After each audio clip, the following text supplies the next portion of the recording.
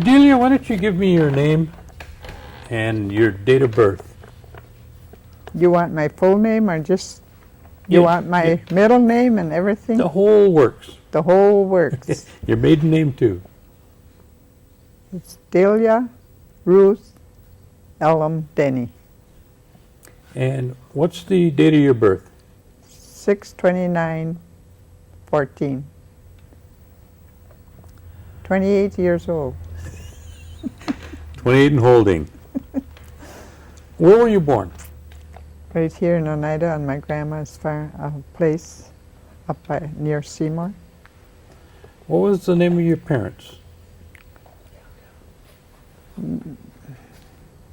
As far as I remember, it was Mr. and Mrs. Mitchell Ellum. Your father's name was Mitchell? Mm-hmm. Do you remember what's your mother's name? My mother's name is Mary.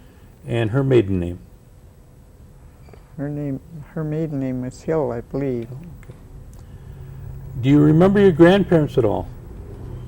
Hardly, because my grandpa got killed here in Seymour Road. I think he was coming home. Do you remember their names? No, I don't. Okay. I just know that they told me that. I didn't. See, I was just a baby when we moved away from here. Now, you were born in Oneida at I was home? born in Oneida at my grandma's. And that location, can you give me an idea where that's at? You know where, what's the name of that farm now? Stock Farm is? Peter's? On Seymour Road? Stock Farm? Stock Farm. I remember Peter's Stock Farm on 54. That's not the one? On Old Seymour Road? Mm-hmm. Tipperary Road, they used to call it. It's on 54 now, but it used to be kind of back in the woods like. I see. But I see it's all different there now. And But my parents moved away when I was just a baby. where did you move to? We moved up in Lilly, Wisconsin. That's because my dad and Mom went up there because my dad had a logging job up there. Lilly, is that up anywhere near Bowler or Tigerton? That's further up. That's around Rhinelander in that way. Or Rhinelander area. Yeah, it's up in that country. And your dad did logging work? Some of it. I don't know. I can't just remember all he done because they separated after we were in school, so I don't know too much about my dad. And how many brothers and sisters did you have? Oh dear. Let's see.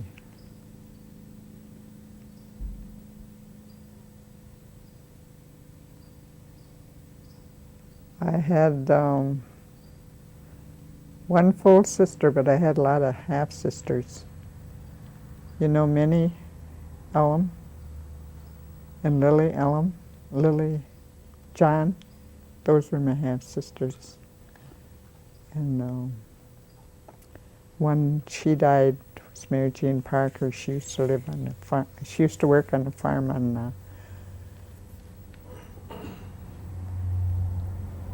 Jack Fryman's farm. You know where that is. She used to work there, and I used to come down there. And after I was a little older, I used to come down there in the summertime for my vacation. Then I stayed with her for a while, and I'd go back to school. How long did you live up in up near Rhinelander? Up until we were old enough to go to school. And I remember I was 7. The others must have been older than I was because we all went together. We went to Toma, and it was during this time that we went to Toma that they separated. And so that's how I don't know too much.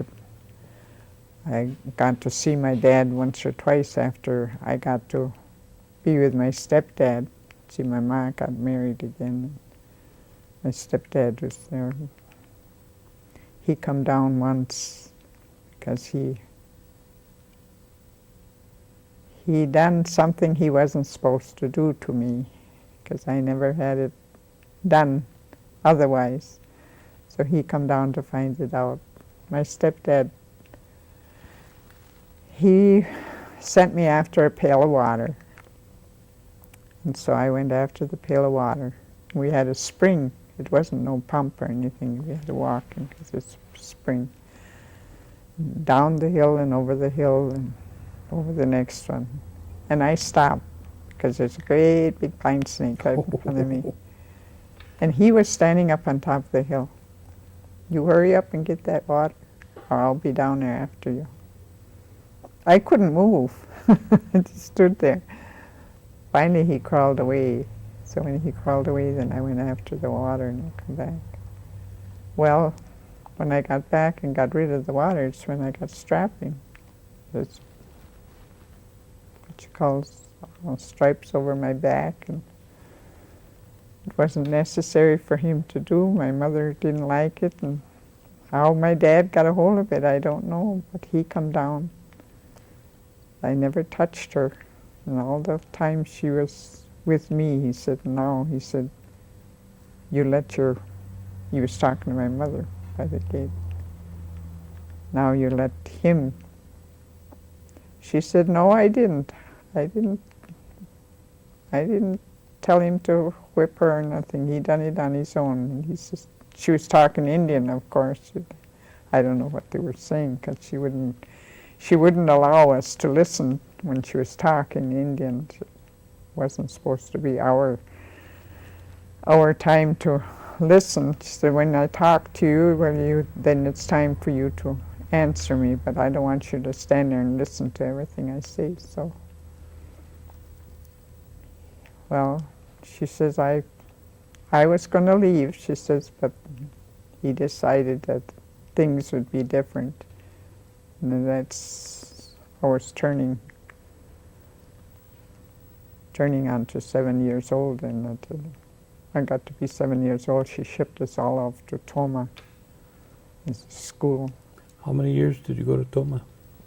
Oh, I was 7 years old when we went there, and 1934 it closed. So that's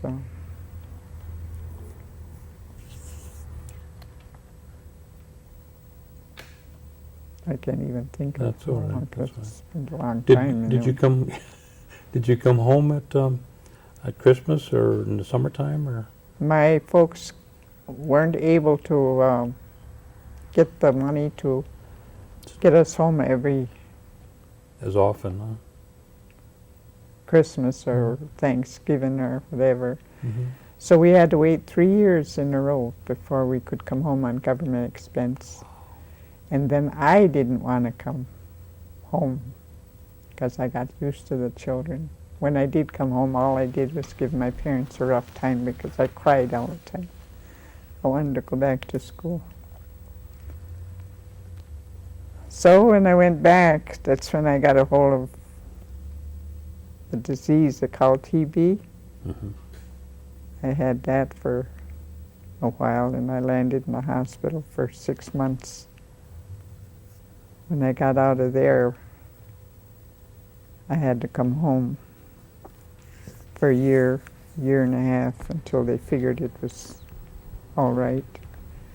While I was down there in the hospital, I had to take sun baths, one thing and another. When I come home, I didn't like to be home. I wanted to be back in school. So there was another school up there. It was called Red Springs. It was a Lutheran school, like. So that's where I went in the meantime that I was kind of advancing to get better. So she sent me over there. When I got really well, then I went back to Toma.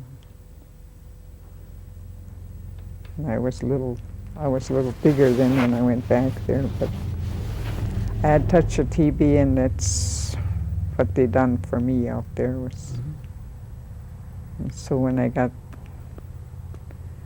back there, well, it was the same thing. I had to stay there till 3 years was up before I could. Then I didn't come home. I didn't come home. None of us came home. We stayed there until the school was up. So we didn't want to When you finished school, did you go to work then? When I got sent, Toma closed down in 1934. They closed down. I don't know why, but they gave us all government clothes to bring home. And when I got home,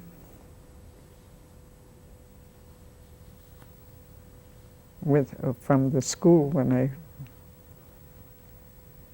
had all the summer to think about going to another school, so in the fall I went to Flanders. I guess.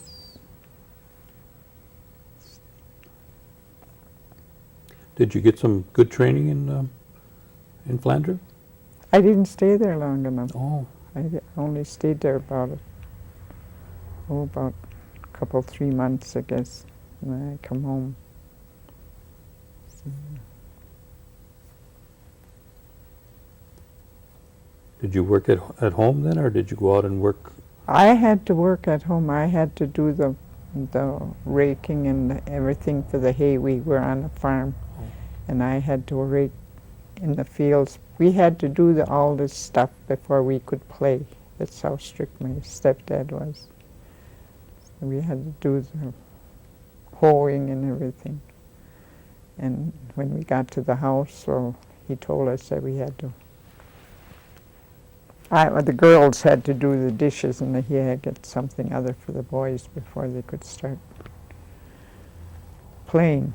But our work had to be all done first before we started to think about playing, which I thought was a good source of value to it, because now I'm not lazy.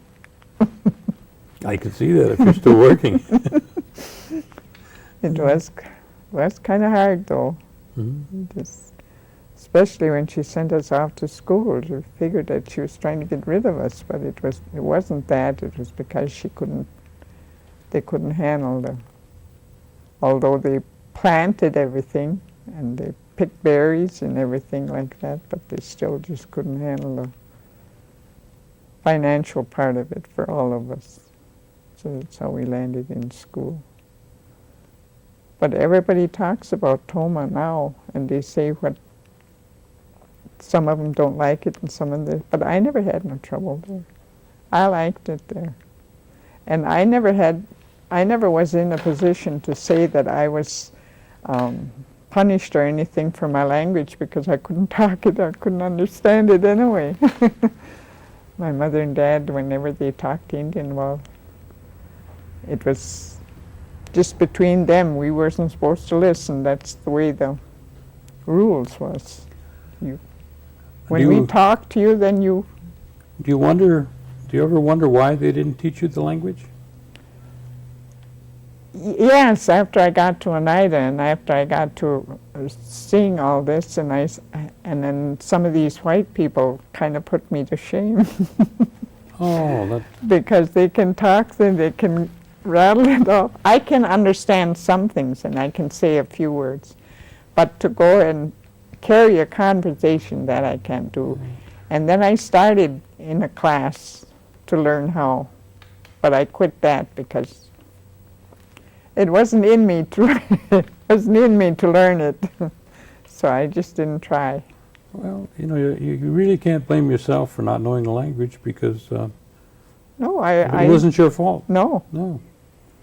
When you came back from the schools, you went back home and helped with the chores, and then you were saying you went to a neighboring farm and you did housework and babysitting for them? Yes, I had to see that they were all cleaned up for school, and then washed up all the dishes in the house and mopped up the kitchen and just things like that. Did you have running water or electricity at the time? No, we had pumps. We had the pump. And kerosene stove or lantern or? Well, as much as I can remember of that is that we had kerosene lamps. Kerosene lamps. Mm-hmm. And what kind of transportation? Do you have horse and buggy? Horse and buggy. Yeah, I remember that really well because we had We had a couple of them. What were your horses' names? I don't remember. I only know that I rode in them. He used to go after us to school in a horse and buggy, and I always thought so much of it. What about shopping? Did you? We never. I can't tell you that because I don't remember. Because my mother made. You wouldn't believe this, but my mother made all our clothes, right from the bottom to the top. At that time it was flour sacks, what they call flour sacks, and then you just take the bleach out of them for the writing and everything. And she made it all. I can't even remember shopping. I was brought up with all secondhand clothes. I never started to shop for my clothes until I first got married. My clothes were all secondhand. And I thought just as much of those clothes as anybody with new clothes on. Tell me about when you got married. When I got married? Dear, I don't know if I can go that far back. My memory don't carry me that back. Were you still living up around Rhinelander, or were you down around Oneida when you got married? My first marriage took place in Gresham. In Gresham? I married a Menominee by the name of McPherson. And then I can't remember. He went to the big cities. Well, we both went to the big cities. And he wasn't the kind of guy to hold a job down. So, and I didn't like the city too well. But I stayed there and I worked. I worked in a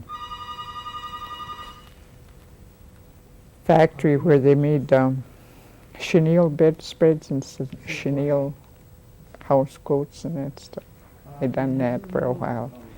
But he wasn't the kind to work steady or anything, and then he liked to drink a lot, so I just left the city and left it all. And you come home? Yeah, I came home I was by my mother for a while, and she got me a place to stay, and I took care of my two kids, and I had the two, and I took care of them. But she always was there to help me. She didn't just let me go, but she wasn't gonna, what they do now is just hand you everything in a basket. She made you work for it, so that you know you appreciated what she done for you. That's the way I brought my children up, and to this day they appreciate everything I've done for them. Because I wouldn't let them do just anything they wanted to do. And then when I got older, after I must have been in my 40s, then that's when I met Morris. That's a long story. I'd never go into that. That's all right. But he was awful nice, and he took us in just like he'd be in a family, you know. Later on, he did get in a family, but at the start, he just took care of us. And then we got to leaving up there in the woods. He used to work in the woods too, so we left up there because my oldest daughter, she couldn't stand some of the insects and stuff. She'd always get sores and stuff, you know, and so we had to take her out of there. So we got into Sturgeon Bay, and that's where we worked in a cherry orchard. He worked in a factory where they had to really work with the cherries. And from there we got over here to Oneida, and that's about 35 years ago. Yes. And we've been here ever since. Well, you've worked for the tribe for many years, haven't you? Well, the reason why we got here was he had an uncle. I don't know if you know him or not. His name was Nick Denny. He used to live up, where is that road now? I believe it's up on that H road as you turn off and go across to the, up there somewhere. I can't just remember where it is. But that was Morris's uncle, and we were in Sturgeon Bay at the time, so that's how we happened to get here in Oneida, was through him. Because the social worker didn't want him to stay alone anymore, because a couple times he pretty near burnt his house down, him too. But then after we stayed there with him, well, him and his nephew got into it, so he kicked him out of the house. So we got into a little house in Oneida there. That's how we got into Oneida, I guess. Coonan was running the gas station, and he had that big white house. And then he had owned some little houses by the railroad track. We was in one of them. And that's where we stayed. And we've been in Oneida ever since. That's where I lost him, was here in Oneida. Lost him about 1986, I guess. And my youngest daughter, I lost her in 1990, I think it was. What kind of work did you do for the tribe? Did you do... I done what they call custodian. Cleaning the offices. Mm-hmm. And Anna John was really the one that got me started on that, because I guess she used to do it where you were working. She used to do the halls. And she asked me one time if I wanted the job, so I took it. Been down there ever since. But how I got away from it, I guess, is when Morris got sick. Yeah, when Morris got sick, that's when I got away from it. What kind of work are you doing now? Foster grandparent. What do you do in that program? Well, there's so much things to it that I'm with the kindergarten, and what we do is we're supposed to be listening to them when they go to language class. We're supposed to be in the group, so we listen to them. And then if there's anything to do like tracing and stuff that they can't do, well, then we do it. And if they can't cut it out, then we cut it out. But if they can cut it out, then we leave it for them. And then we watch them to see that they got their shoes tied and to see that they're not fighting while the teachers are with something else. And then read to them if they want anybody to read. Well, we try to read. And it's just little things like that that we do. But it's interesting because they make your day for you. Keep you Little, busy. yeah, little ones, they make your day for you. They come up and love you when you come in, and they hug you and hug your grandma.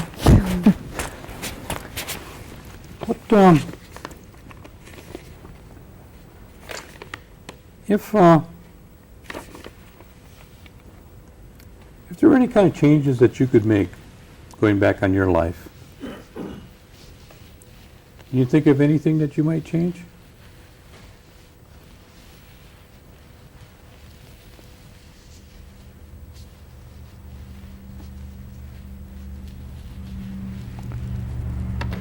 Well, one of them is that I don't think I brought my children up really in the way that I should have. I brought them up as much as I knew and as much as I understood life at the time. But after I had them all grown, I could see where there could have been changes with them, which I didn't do myself, but I know it should have been there. But nevertheless, my children were always appreciative of what I told them and what I done for them. But that's where I made my mistake, was because I didn't try to understand their situation. It was always just like that to them. It wasn't right. I could have changed a lot of that stuff at the time. Now, what would you tell the young children of today? What kind of advice would you like to give them?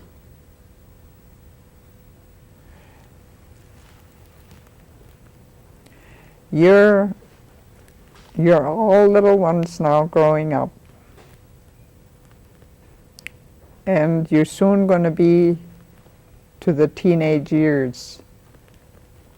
And when you get to the teenage years, you're going to find a lot of difficulty and a lot of problems and a lot of things facing you. But if your folks haven't brought you up in the right way, you're going to be steered off to different things. But your conscience alone will, you don't have to be told, your conscience alone will tell you whether you're in the right or wrong. And if you come up that way and listen to your conscience to know that you're in the right way, and always listen to your mother and dad, no matter, as long as you're in their home, you listen to them, because you're going to have to listen to other people when you get out in the world. I don't care if it's working or what it is. You're going to have to be obedient, and a lot of it. It doesn't just stop when you get out, because I've heard a lot of them say, "Oh, if I could just get to be 18." When you get to be 18, then you'll fall right back home again. So I tell them, you better start thinking about what you're going to do for yourself as you grow up and come up in life. Because as long as your father and mother wants to bring you up right, you should listen, you should be obedient, which I wasn't. A lot of times I wasn't. But I didn't do that bad either, that I had to land in jail or something, but I just didn't consider it obedience. I just wanted my way, I guess. If you could tell the tribal government on some of the things that you might feel that they're doing good on, or some of the things that you'd like to see changed in reference to the elders, are there some areas that you'd like to see? One of them is the health. I'll bring that up right away. Tell me that one. I've heard it so much, and I've heard it down the line, and some people, it isn't good to mention dead people, but there's some people that they wouldn't go up to the health center and get treated if they were to what do I want to put in here now? If they wanted to be treated like the outside, I should say, like if they went to the doctor on the outside. The health center over there, and I for a fact know that what I'm talking about is so, because I was one of the ones that went up there to the health center, and I didn't get treatment like it's supposed to be. And to this day, I don't think they're doing what they're supposed to do. And one thing that I can say definitely, that there's no system to anything that's being done. It's just everything's crossways. So you'd like to see a better emphasis yes, on the elderlies, especially when the service. elderlies go up there, they have to come back and say, well, they don't see me until maybe October, or it'll come a couple months down the line. Now you go downtown, they don't tell you that. They try to treat you right away. But I've often said to myself, why is it like that? I've never said that to anybody, but I said to myself, why is it like that? Is there anything, on the other hand, is there anything that you'd like to compliment the government on in terms of what they're doing? Any good things that you see? Yes, the education. The education is very fine. Children are getting it, and all the way around. And I don't think that any of them should be sorry that what the education that you're getting, because I've heard once that there's hatred in there. I can't see where there's hatred. And if it's hatred towards the white people, well, where did it come from? And that I wouldn't accept, because children ain't supposed to hear those kind of things. They shouldn't. Is there anything that I might have missed that you want to share with us?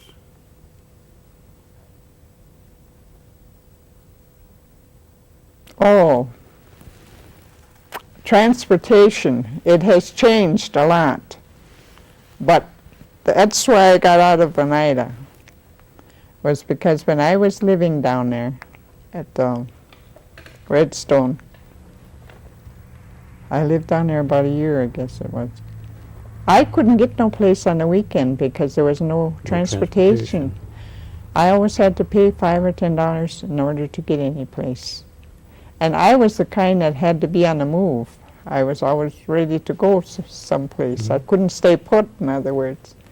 So that's one of the things. And then another thing that the elderlies, especially the ones that are crippled and can't get around, when they go on a trip or anything, or when they go to what you call, they should be the first ones to have the satisfaction of getting their regular seats so that they don't have to be gone way to the back.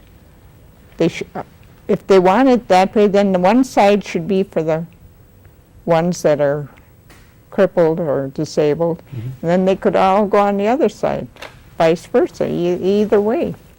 I can't see shoving disabled people way in the back and have, because the last trip I was on, I saw an old man get on the bus, and he was just about, he had a walker yet, up and in, way to the back. Yeah. I think I made this remark to one of the meetings, I think. I think I brought this up. Well, now we got it on tape, so we can just keep playing it over and over again.